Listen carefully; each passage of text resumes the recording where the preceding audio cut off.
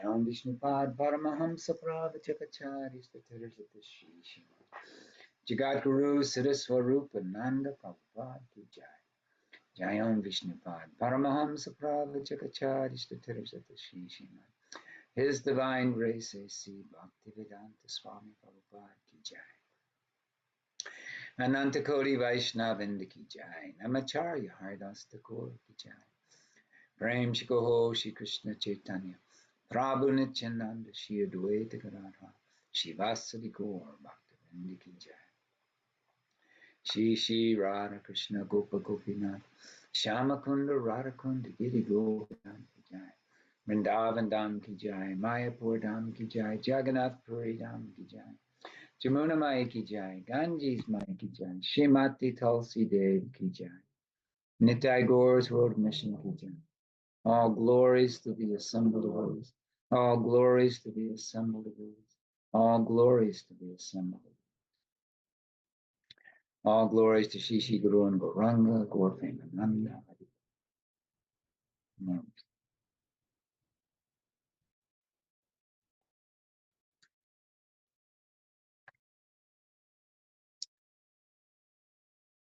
Haribo. Haribo Madhvidasi. Om Gyanatim Jananjana Shalakaya Chakshulun Militam Jena Tajmai Shri Gurave Namaha. Shri Chaitanya Manobhistam Stapitam Jena Bhutale Swayam Rupa Kadamaya Darati Swa Anandikam. I was born in the darkest of ignorance, but my spiritual masters have opened my eyes with the torchlight of knowledge. I offer my respectful obeisances unto them. When will Srila Rupa Goswami Papa, who is established within this material world, the mission to fulfill the desire of Lord Chaitanya, give me shelter at his lotus?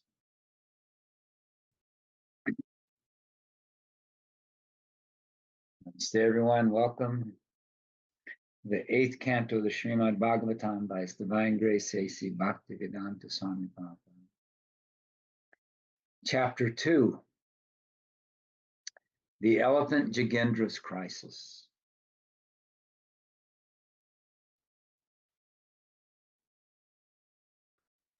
Sukadeva Goswami said, "My dear king, there is a very large mountain called Trikuta. It is 10,000 yojanas, 80,000 miles high. Being surrounded by the ocean of milk, it is very beautifully situated. The length and breadth of the mountain are the same measurement, 80,000 miles. Its 3 principal peaks, which are made of iron, silver, and gold, beautify all directions and the sky. The mountain also has other peaks, which are full of jewels and minerals, and are decorated with nice trees, creepers, and shrubs. The sounds of the waterfalls on the mountain create a pleasing vibration. In this way, the mountain stands, increasing beauty of all directions. The ground at the foot of the mountain is always washed by the waves of milk that produce emeralds all around in the 8 directions, north, south, east, west, and the directions midway between them. The inhabitants of the higher planets, the Siddhas, Charanas, Gandharvas, Vidyaharas, serpents, Kinaras, and Apsaras, go to this mountain to sport. Thus, all the caves of this mountain are full of these denizens of the heavenly planets. Because of the resounding vibrations of the denizens of heaven singing in the caves, the lions there, being very proud of their strength, roar with unbearable envy, thinking that another lion is roaring in that way.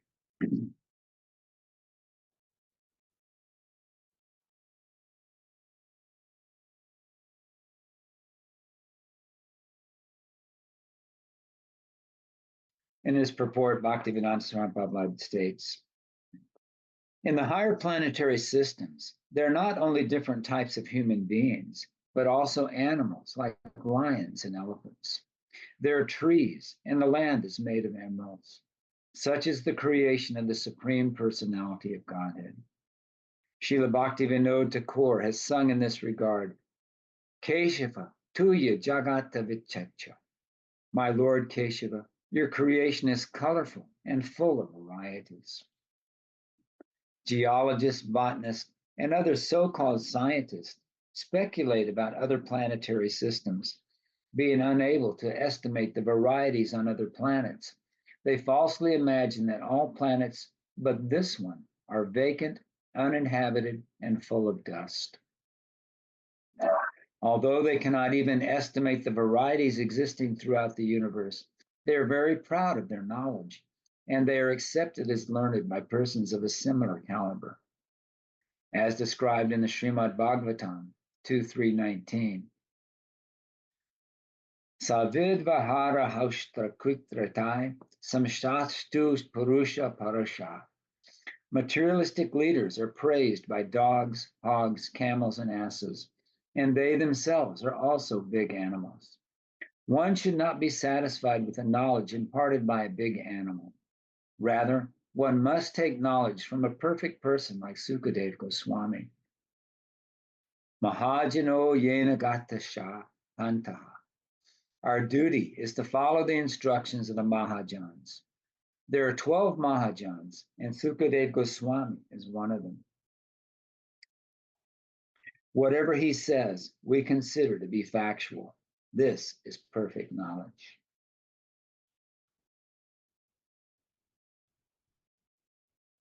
This is the tendency of the conditioned soul.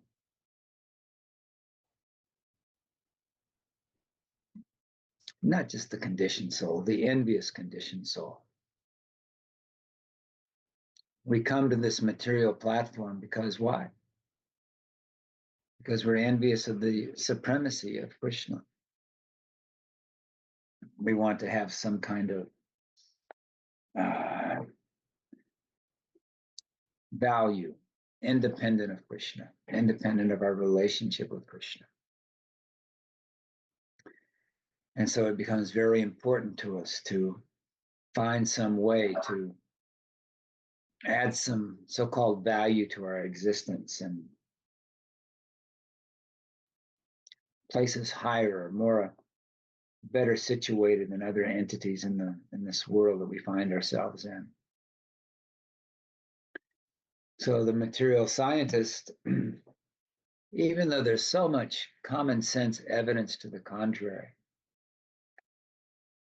cannot bring themselves to accept the possibility that there is a supreme creator, someone who is far superior to them, that has created this material realm and populated it with all kinds of wonderful personalities and creatures and situations and planetary systems.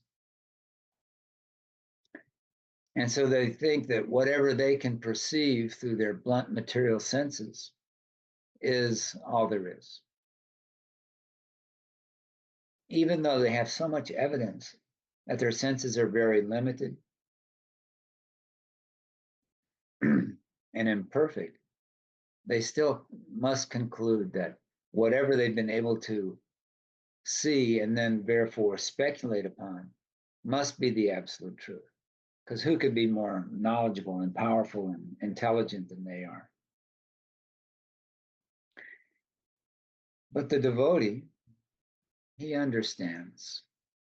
I am an insignificant spark of the Supreme Personality of Godhead. I have almost no control over anything.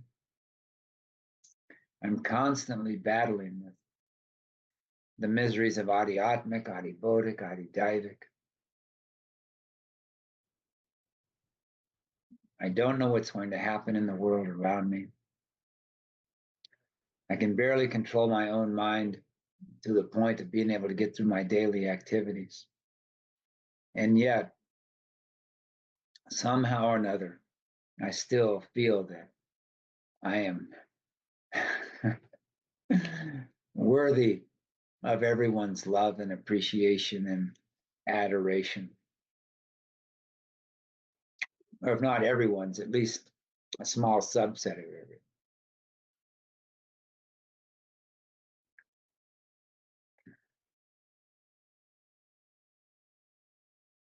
And why do we develop this mentality? Because we think it will make us happy. But the actual position is that the only way we can actually taste true happiness is through the realization of Lord Chaitanya's third prayer, that one must feel oneself to be lower than the straw in the street, more tolerant than a tree, and ready to offer all respect to others and never expecting any respect from them. And in such a state of mind, one can chant the holy name of the Lord constantly.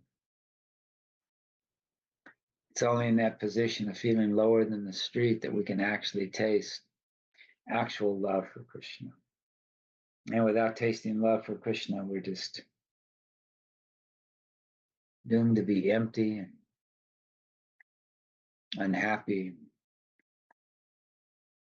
and unintelligent. Text 7.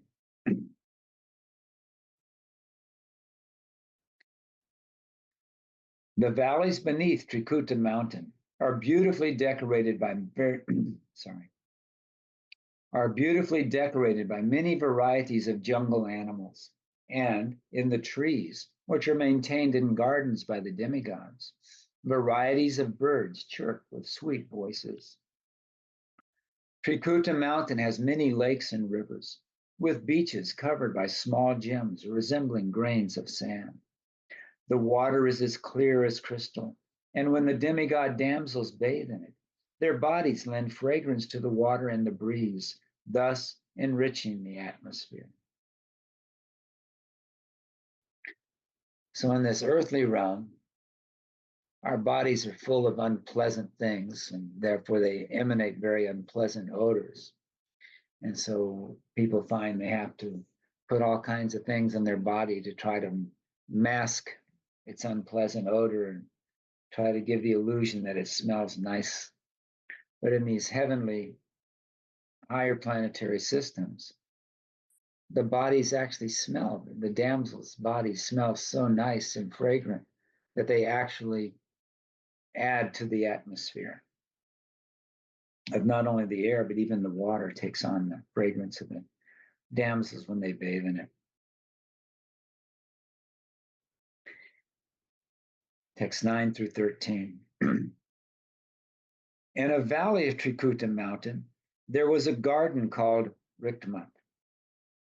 This garden belonged to the great devotee, Varuna, and was a sporting place for the damsels of the demigods. Flowers and fruits grew there in all seasons. Among them were mandaras, parijatas, patalas, ashokas, champakas, kutas, pilayas, anasas, mangoes, amratakas, karamukas, coconut trees, date trees, and pomegranates. There were madhukas, palm trees, tamalas, asanas, arjunas, aristas, udumbaras, palakshas, banyan trees, kimshukas, and sandalwood trees. There were also pichumadras, kovidaras, saralas, suradarus, grapes, sugarcane, bananas, jambu, badaris, akshas, abayas, and amalakis. In that garden, there was a very large lake filled with shining golden lotus flowers, and the flowers known as Kumuda, Kalara, Utapa, Upala, and Satapa, which added excellent beauty to the mountain. There were also Biva, Kapitha, Jambira, and balakaka trees. Intoxicated bumblebees drank honey and hummed with the chirping of the birds, whose songs were very melodious. The lake was crowded with swans, karandavas, chakravakas, cranes, and flocks of water chickens, datyuhas, koshatis, and other murmuring birds. Because of the agitating movements of the fish and tortoises, the water was decorated with pollen that had fallen from the lotus flowers. The lake was surrounded by kadamba flowers, vitasa flowers, nalas, nipas, janulakas, karudas, kurubakas, ashokas, shirasis, kutachas, ingudas, kubjakas, shranyuktis, nagas, punagas, jatis, malikas, satapatras, jalakas, and madhavilatas. The banks were also abundantly adorned with varieties of trees that yielded flowers and fruits in all seasons. Thus, the entire mountain stood gloriously decorated.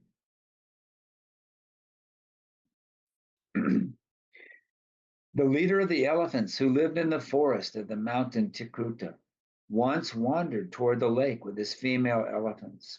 He broke many plants, creepers, thickets, and trees, not caring for their piercing thorns. Simply by catching scent of that elephant, all the other elephants, the tigers, and other ferocious animals, such as lions, rhinoceroses, great serpents, and black and white sabaras, fled in fear. The Kamari deer also fled. By the mercy of this elephant, animals like the foxes, wolves, buffaloes, bears, boars, gopachukas, porcupines, monkeys, rabbits, the other deer, and many other small animals loitered elsewhere in the forest. They were not afraid of them.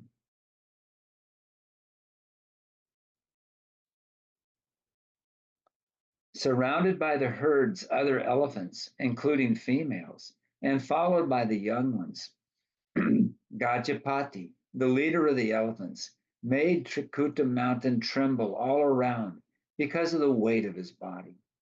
He was perspiring, liquor dripped from his mouth, and his vision was overwhelmed by intoxication. He was being served by bumblebees who drank honey, and from a distance he could smell the dust of the lotus flowers, which was carried from the lake by the breeze. Thus surrounded by his associates, who were afflicted by thirst, he soon arrived at the bank of the lake.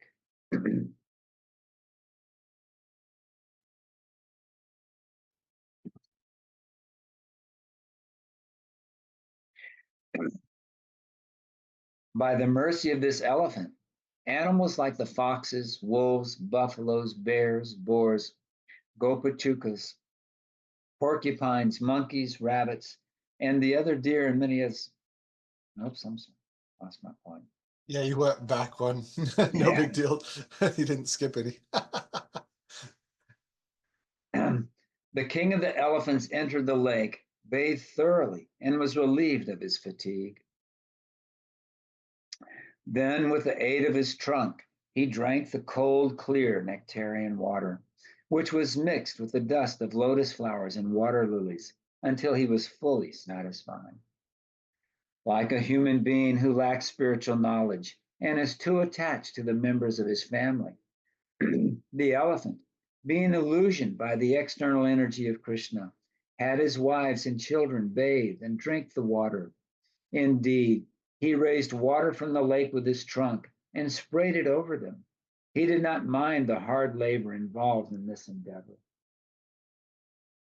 By the arrangement of providence, O king, a strong crocodile was angry at the elephant and attacked the elephant's leg in the water. The elephant was certainly strong, and he tried his best to get free from this danger sent by providence. Thereafter, seeing Gajendra in that grave condition, his wives felt very, very sorry and began to cry. The other elephants wanted to help Gajendra, but because of the crocodile's great strength, they could not rescue him by grasping him from behind. O king, the elephant and the crocodile fought in this way, pulling one another in and out of the water for 1,000 years. Upon seeing the fight, the demigods were very surprised. Thereafter, because of being pulled into the water and fighting for many long years, the elephant became diminished in his mental, physical, and sensual strength. The crocodile, on the contrary, being an animal of the water, increased in enthusiasm, physical strength, and sensual power. Purport by Bhaktivedanta Swami Prabhupada. In the fighting between the elephant and the crocodile, the difference was that all the elephant was extremely powerful. He was in a foreign place, the water. During 1,000 years of fighting, he could not get any food, and under the circumstances, his bodily strength diminished. And because his bodily strength diminished, his mind also became weak and his senses less powerful. The crocodile, however, being an animal of the water, had no difficulties. He was getting food and was therefore getting mental strength and sensual encouragement. Thus, while the elephant became reduced in strength, the crocodile became more and more powerful. Now, from this, we may take the lesson that in our fight with Maya, we should not be in a position in which our strength, enthusiasm, and senses will be unable to fight vigorously. Our Krishna consciousness movement has actually declared war against the illusory energy in which all the living entities are rotting in a false understanding of the civilization. The soldiers in this Krishna consciousness movement must always possess physical strength, enthusiasm, and sensual power. To keep themselves fit, they must therefore place themselves in a normal condition of life. What constitutes a normal condition will not be the same for everyone, and therefore there are divisions of Varnashrama: Brahmin, Kshatriya, Vaishya, Sudra, Brahmachari, Grihastha, Vanaprastha, and Sannyas. Especially in this age, Kali Yuga, it is advised that no one takes sannyas. From this, we can understand that in this age, the sannyas ashram is forbidden because people are not strong. Sri Chaitanya Mahaprabhu showed us an example in taking sannyas at the age of 24 years. But even Sarvabhauma Bhattacharya advised Sri Chaitanya Mahaprabhu to be extremely careful because he had taken sannyas at an early age. For preaching, we give young boys sannyas, but actually it is being experienced that they are not fit for sannyas. There is no harm, however, if one thinks that he is unfit for sannyas. If he is very much agitated sexually, he should go to the ashram where sex is allowed, namely the Grihastha ashram. That one has been found to be very weak in one place does not mean that he should stop fighting the crocodile of Maya. One should take shelter of the lotus feet of Krishna, as we shall see Gajendra do. And at the same time, one can be a grihastha if he is satisfied with sexual indulgence. There is no need to give up the fight. Sri Chaitanya Mahaprabhu therefore recommended, Sthane stita suti gatam tanu vana mahonavi. One may stay in whichever ashram is suitable for him. It is not essential that one takes sannyas. If one is sexually agitated, he can enter the Grihastha ashram. But one must continue fighting. For one who is not in a transcendental position, to take sannyas artificially is not a very great credit. If sannyas is not suitable, one may enter the Grihastha ashram and fight Maya with great strength. But one should not give up the fighting and go away. So this whole story of Gajendra is to make this point. And the false ego has this tendency to, like we were speaking about earlier, we're always trying to find ways to make ourselves better than the people around us. We're always trying to, rise up in some field or another, distinguish ourselves, and hang some kind of ornament to make ourselves seem more valuable and attractive. And why is this? It's because we've been conditioned to think that the love that we seek is something that must be purchased or earned. When in fact, real love is the unconditional love of Krishna and his devotees. Love that you have to try to earn by being more beautiful than someone else, or more intelligent than someone else, or more dedicated than someone else, or more this or that, or any other thing. It's not true love. It's simply business dealings.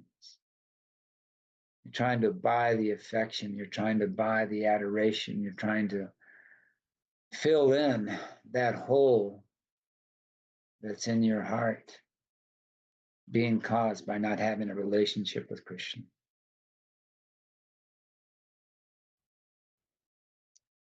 In the core of our heart, we know that we're insignificant. We know that we have no protection to offer anyone else.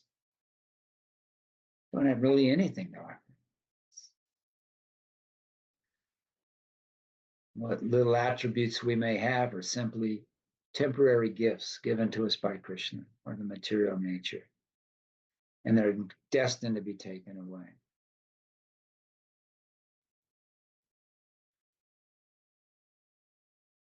So our only chance at real happiness and real love is to take Lord Chaitanya's instruction to heart.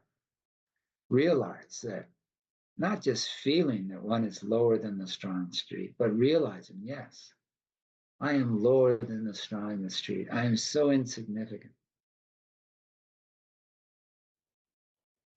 When we hear the pastime of Haridas Thakur leaving this world, and Lord Chaitanya was asking him to stay, saying, my dear Haridas, please, don't go away and leave me here alone. Whatever happiness I have in this world is solely due to your association. Haridas simply replied, my dear Lord, please do not make an illusion. If an insignificant insect like me leaves the world, who will notice? If an ant dies in this material world, what is the loss to the world?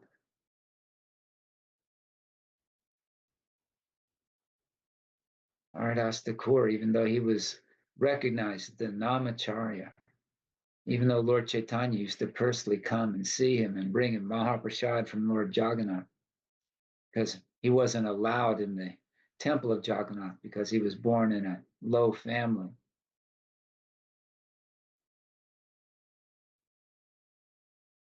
He couldn't go see Krishna in the temple, but Krishna would come to see him and bring him prasad. If this is the mentality of Haridas Thakur, he said, there are many hundreds and thousands of people who are real devotees. I'm just an imitation devotee. All these other devotees are worthy to sit on my head. Yet, even though he was feeling himself to be so low and so fallen and so insignificant, he still felt that he could ask Lord Chaitanya to grant him his one desire, that he leave this world before Lord Chaitanya did, and he leave it, be allowed to leave it, holding Lord Chaitanya's feet to his chest, gazing into Lord Chaitanya's moon-like face, and chanting, Shri Krishna Chaitanya. And Lord Chaitanya's reply was, oh, Haridas, you are so dear to Krishna that he must fulfill whatever desire you have.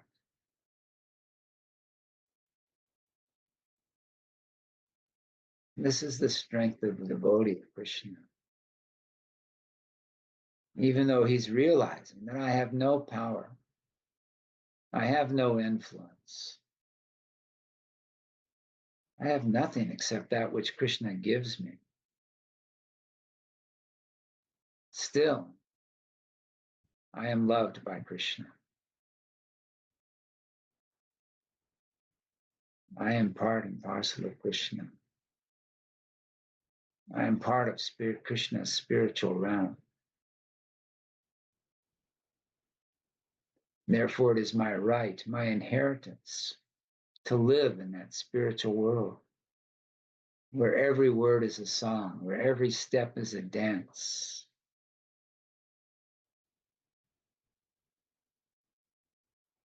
Where every exchange is one of the most intimate, loving affair.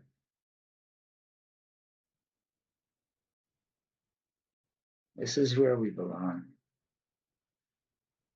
And so we can use whatever means works best according to our particular circumstances. Whether we're in the Grahastha ashram or the Vanaprastha ashram or the Brahmachari ashram or the Sannyas ashram. These are all insignificant details. The only thing that matters is, are we giving our heart to Krishna?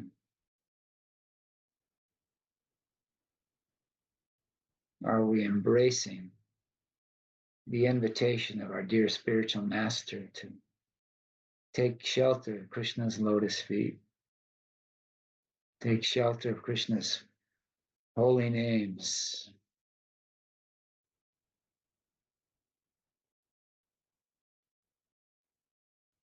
embrace that as our real life. And from that position, we can find the strength to do battle with the illusory energy and try to spread Lord Chaitanya's movement. Srila Prabhupada once told Acharya Das, spiritual life is very simple. All you have to do is find out what is dear to my spiritual master and make that dear to you. And Srila Prabhupada's made it very clear what is dear to him.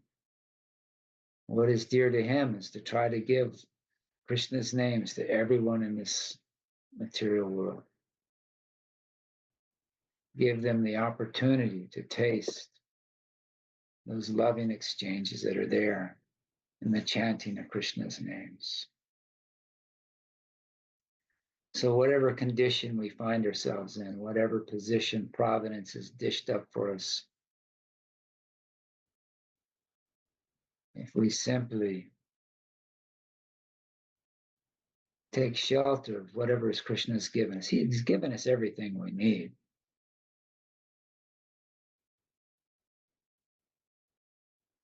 We understand that, we realize that. We don't think that there's something else that we need in order to take advantage of Krishna's mercy. Simply take advantage of the opportunities that are being given to us. Then we'll find ourselves in a strong position to do battle with Maya. Text 31. When the king of the elephants saw that he was under the clutches of the crocodile by the will of providence, and being embodied and circumstantially helpless, he could not save himself from danger. He was extremely afraid of being killed. He consequently thought for a long time and finally reached the following decision.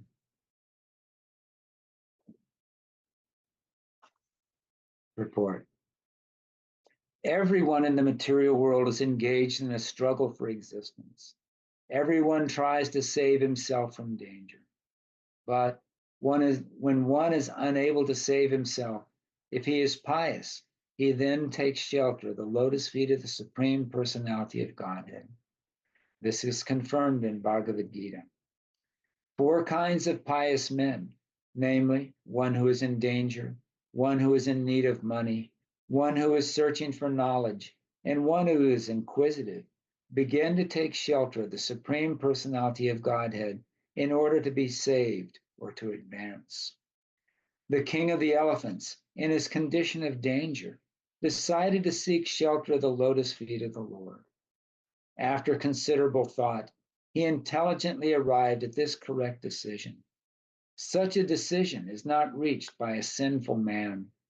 Therefore, in Bhagavad Gita, it is said that those who are pious, Sukriti, can decide that in a dangerous or awkward condition, one should seek shelter of the lotus feet of Krishna.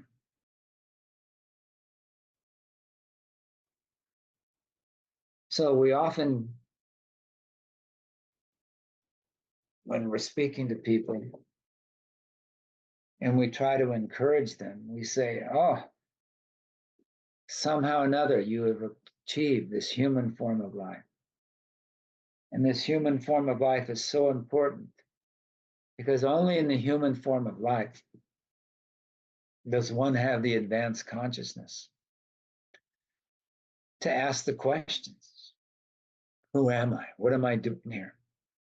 How can I make a solution to the problems of birth, death, old age, and disease? How can I make a solution to my not being able to find true, lasting, fulfilling love? But here, from this pastime of the Gajendra, the elephant, we learn that in some of the higher planetary systems, even some of the animals have a higher consciousness and can also make the decision to take shelter of Krishna. Text 32. The other elephants, who are my friends and relatives, could not rescue me from this danger. What to speak of my wives? They cannot do anything. It is by the will of providence that I have been attacked by this crocodile, and therefore I shall seek shelter of the Supreme Personality of Godhead, who is always the shelter of everyone, even of great personalities.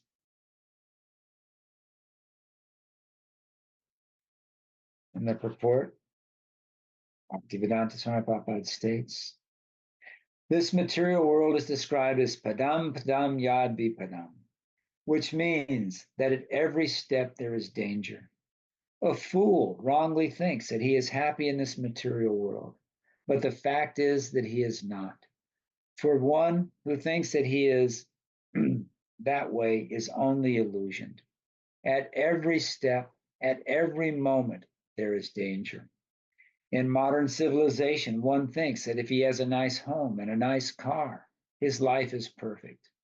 In the Western countries, especially in America, it is so very nice to possess a good car. But as soon as one is on the road, there is danger because at any moment, an accident may take place and one will be killed. The record actually shows that so many people die in such accidents. Therefore, if we actually think that this material world is a very happy place, this is our ignorance. Real knowledge is that this material world is full of danger. We may struggle for existence as far as our intelligence allows, and may try to take care of ourselves.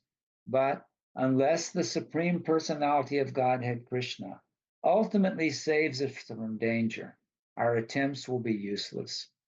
Therefore, Prahlad Maharaj says, we may invent so many ways to be happy or to counteract the dangers of this material world. But unless our attempts are sanctioned by the Supreme Personality of Godhead, they will never make us happy. Those who try to be happy without taking shelter of the Supreme Personality of Godhead are mudhas, rascals. Namam duskirtino mudha prapayante te naradama. Those who are the lowest of men refuse to take to Krishna consciousness because they think that they will be able to protect themselves without Krishna's care. This is their mistake. The decision of the king of the elephants, Gajendra, was correct. In such a dangerous position, he sought shelter of the Supreme Personality of Godhead.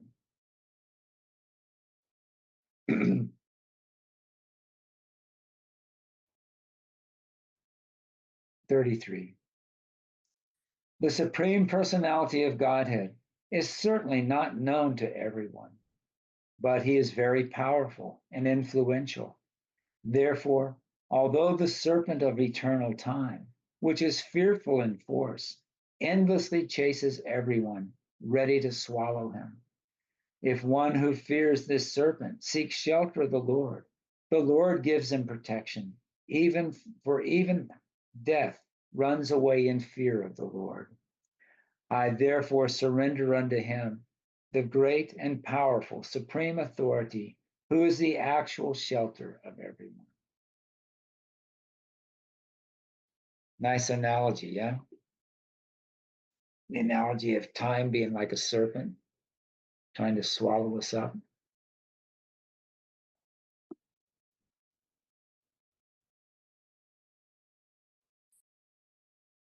In the purport, Bhaktivedanta Swami Prabhupada states, one who is intelligent understands that there is a great and supreme authority above everything. That great authority appears in different incarnations to save the innocent from disturbances, as confirmed in Bhagavad Gita 4:8. Paritanaya sadhunam vanashya cha duskritim.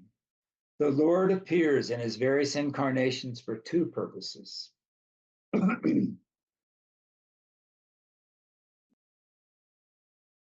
To annihilate the duskritini, the sinful, and to protect his devotees. The king of the elephants decided to surrender unto him. This is intelligent.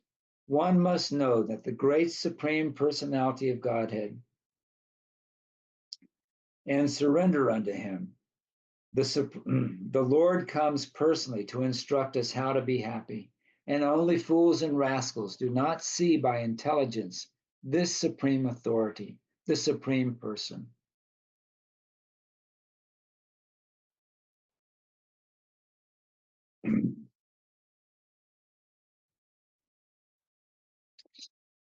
In the Shruti mantra, it is said, it is out of fear of the supreme personality of Godhead that the wind is blowing, that the sun is distributing heat and light, and that death is chasing everyone. Thus, there is a supreme controller, as confirmed in Bhagavad Gita 9:10. Maya dakshena prakriti suyate sa charachara. This material manifestation is working so well because of the supreme controller. Any intelligent person, therefore, can understand that there is a supreme controller. Furthermore, the supreme controller himself appears as Lord Krishna, as Lord Chaitanya Mahaprabhu, and as Lord Ramachandra, to give us instructions and to show us by example how to surrender to the supreme personality of Godhead. Yet, those who are duskriti, the lowest of men, do not surrender. In Bhagavad Gita, the Lord clearly says, I am all-devouring death.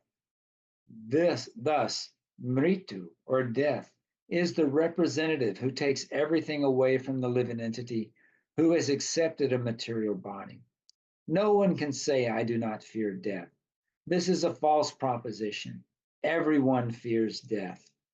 However, one who seeks shelter of the Supreme Personality of Godhead can be saved from death. One may argue, does the devotee not die? The answer is that a devotee certainly must give up his body, for the body is material. The difference is, however, that for one who surrenders to Krishna fully and who is protected by Krishna, the present body is his last. He will not again receive a material body to be subjected to death. This is assured in Bhagavad Gita in 4:9.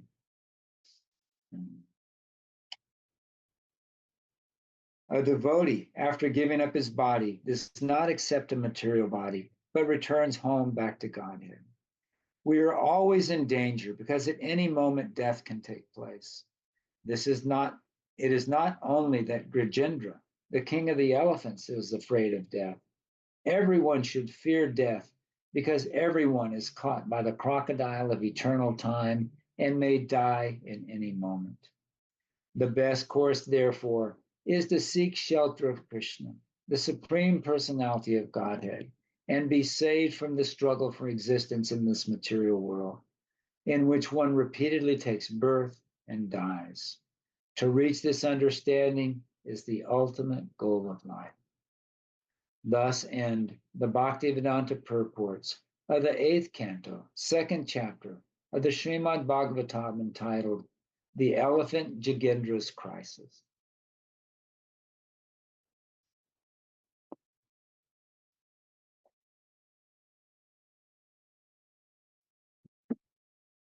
So the question becomes, are you as intelligent as an elephant? Right? We hope so. We can try. We hope so. Krishna says in Bhagavad Gita, I'm situated in everyone's heart, and from me comes remembrance, knowledge, and forgetfulness. If we simply open ourselves up to it, Krishna will give us whatever we need as far as intelligence and determination.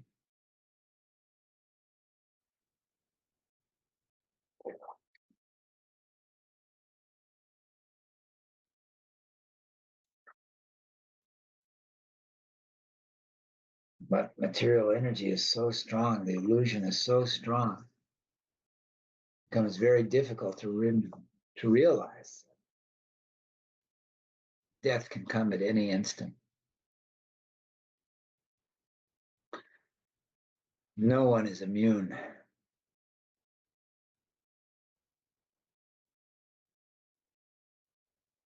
This body's like a ticking bomb.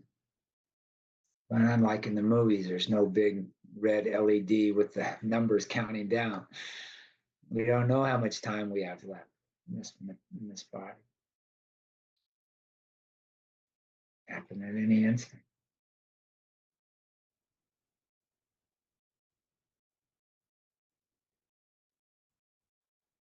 But Krishna is so kind that he says, my devotee never perishes, is never defeated. Which means that if we develop our relationship with Krishna now, while our bodies are still relatively intact, our senses are relatively operative, and our intelligence is not totally bewildered, take shelter of Krishna. He will protect us at that time. There's nothing to actually fear. Our only fear is that we forget Krishna, fall under Maya's illusion, and think that we can be happy independent of him. That is the greatest fear.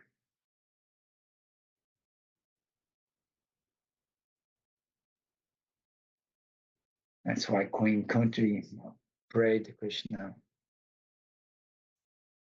Oh, Krishna,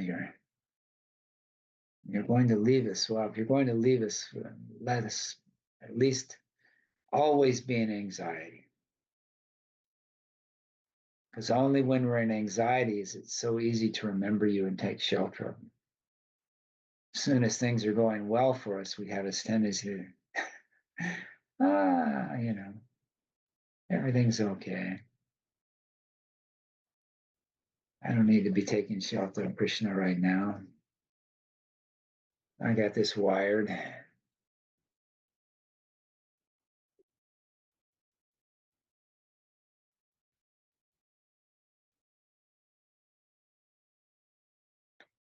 So we were talking before, just like right now, my body's trying to recover from a minor illness. Before that, body hadn't been sick in quite a while. You forget what it's like. Oh, okay. here I am, don't even feel like getting out of bed, realizing, okay, I might at some point be spending the majority of my time in that condition. Not being able to get up, not being able to care for myself, not being able to cook for myself, or maintain my body, depending on others to help me out.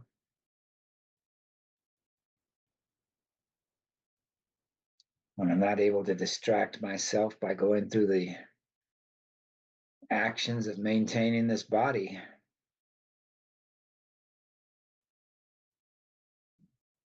am I going to be able to take shelter in hearing, remembering Krishna's pastimes and instructions? Am I going to be, again, attracted to the stories of this material world? Where am I going to find my shelter? Where am I going to find my happiness? Where am I going to find my fulfillment?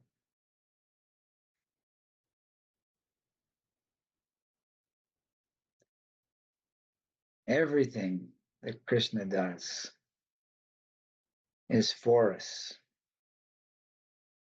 It's an opportunity for us to appreciate our actual position. Let that motivate us to accept his invitation of love.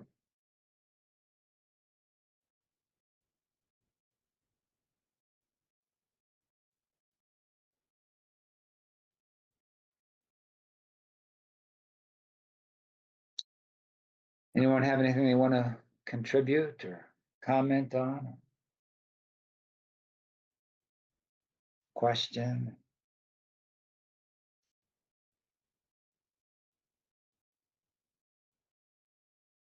This made me remember when my father was leaving his body and I was talking to him and he said he was afraid, and I asked what he was afraid of and he said death.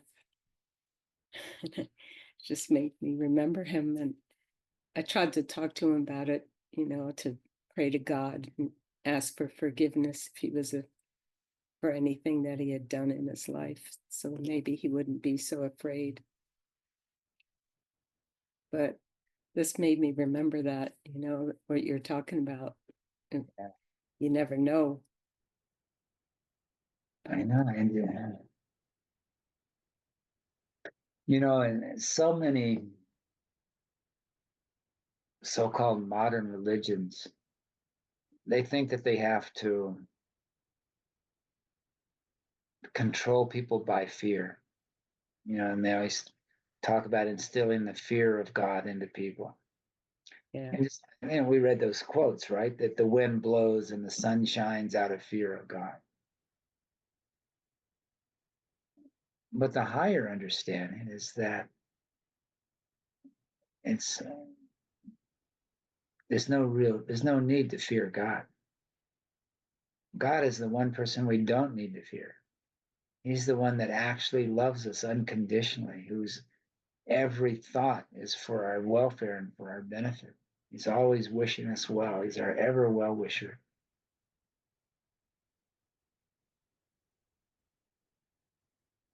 And it's only out of attachment to this temporary body and this material world that there's any cause of fear. Yeah. Yeah. I mean, true. If somebody's done some very impious things, they've got some hellish conditions they're going to have to face. But even those are just simply reformatory processes, right? It's like you get your spanking, right? You rap on the knuckles or whatever it is, but it's temporary, right? I mean, it may seem like a very, very long time while you're experiencing it, but it's all to make an impression upon us. Like, oh, that wasn't a smart thing to do. That's why I tried to tell him to just, that God loves you. So just tell him you're sorry for anything, but he loves you. Yeah. Don't forget that. Did he seem relieved at all? Or? Well, he was kind of in and out of consciousness, so I just let him hear some chanting. You know, I had a little recording thing on his shoulder with Prabhupada chanting. So, and you know, some maha and some beads. Yeah. So I tried to help him. I think you helped him quite a bit. Yeah. You didn't have to face the Amadutas anyway, you know. It saved him that whole experience. Yeah, right. Yeah.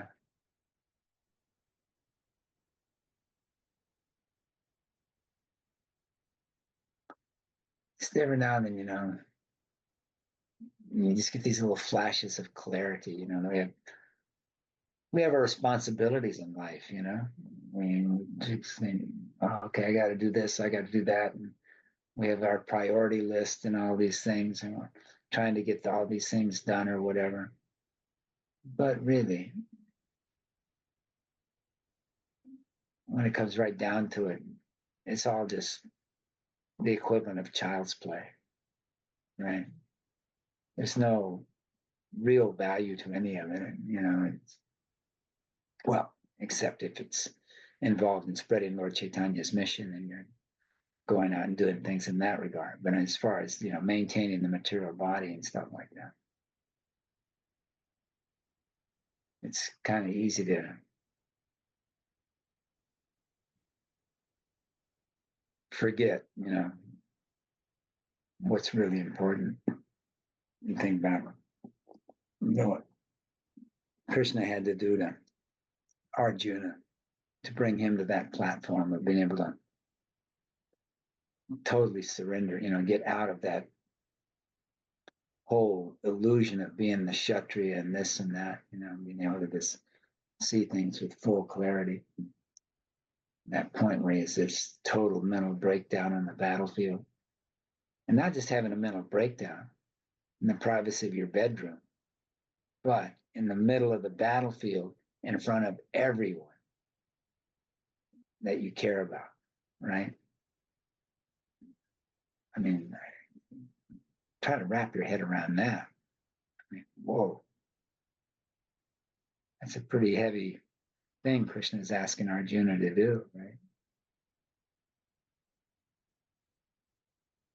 But he got through it.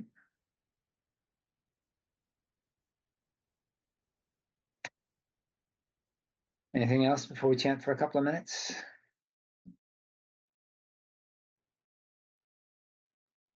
No? Was the sound weird the whole time or what? Did it get any better? Well, it's hard to tell because when you're playing guitar, it's like, you know, a thing whether or not it picks up the guitar, and it just felt like it wasn't picking up the guitar very well. Okay. Yeah, I may Yeah. have the mic a little bit further away today. Okay. Yeah, I don't know. All right. Well, we'll try it again, see what happens.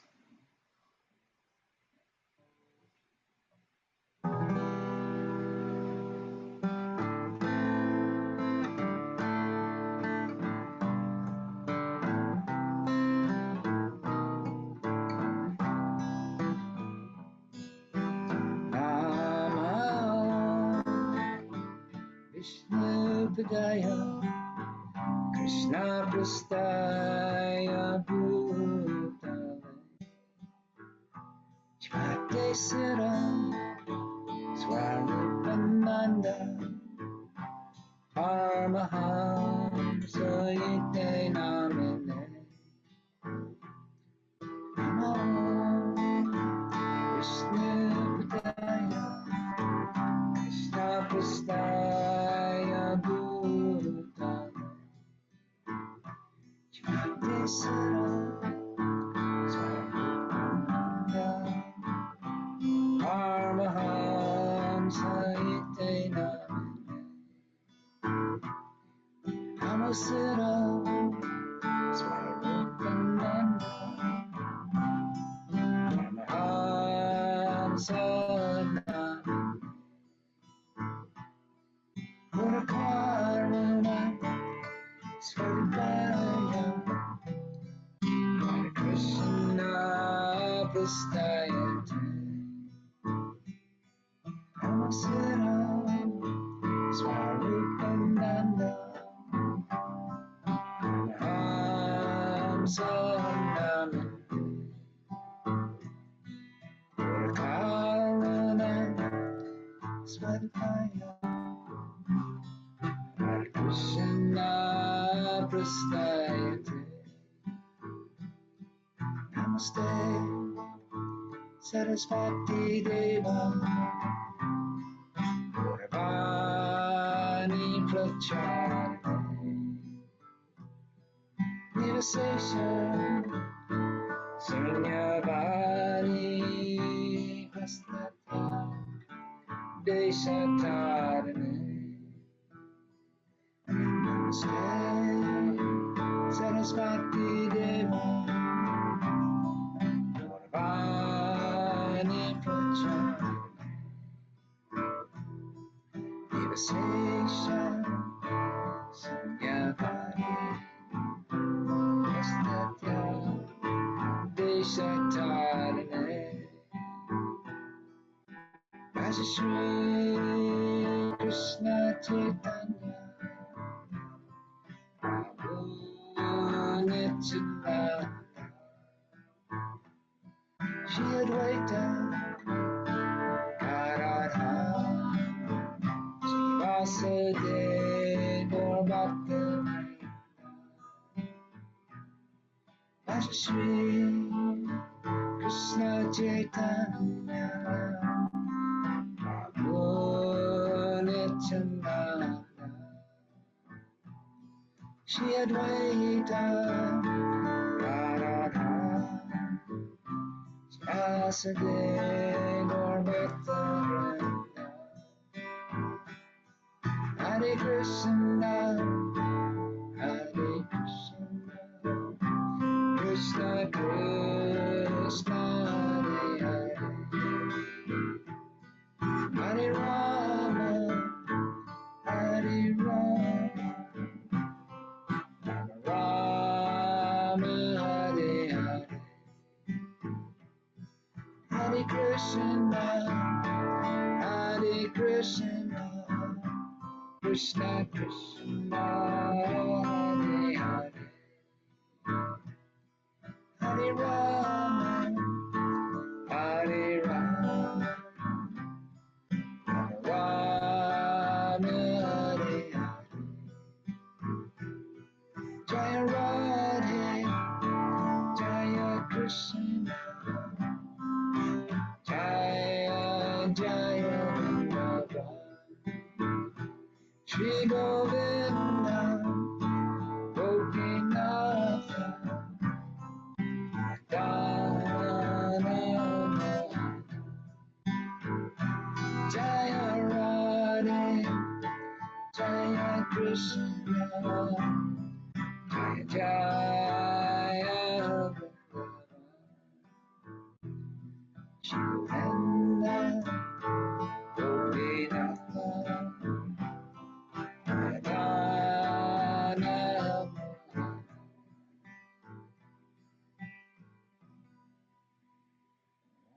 Should chant the holy name of the Lord in a humble state of mind, feeling oneself lower than the straw in the stream.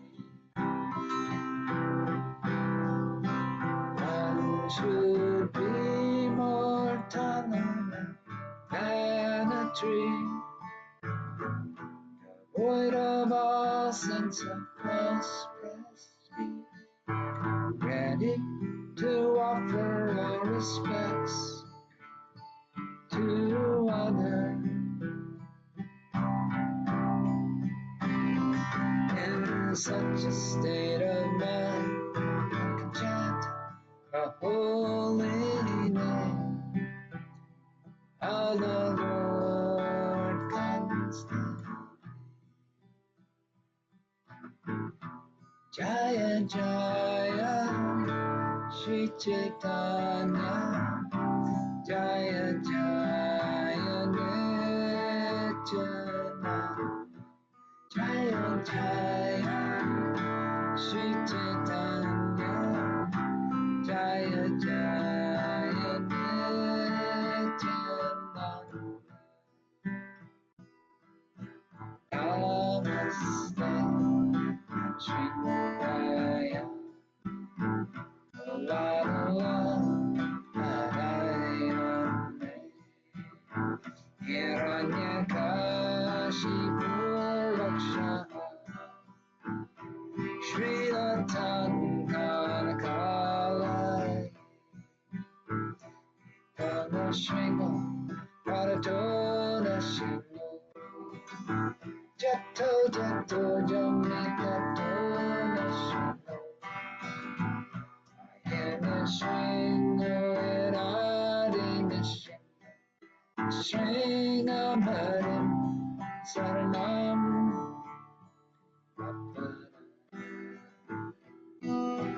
Tabka Kambalamurninakam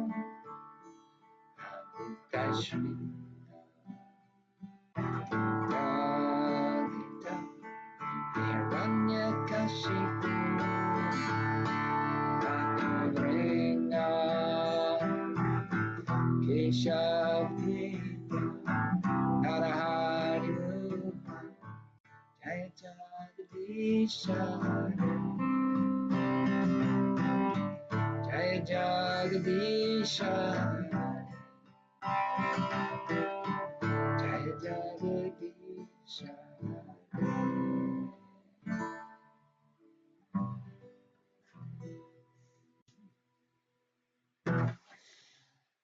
Haribo.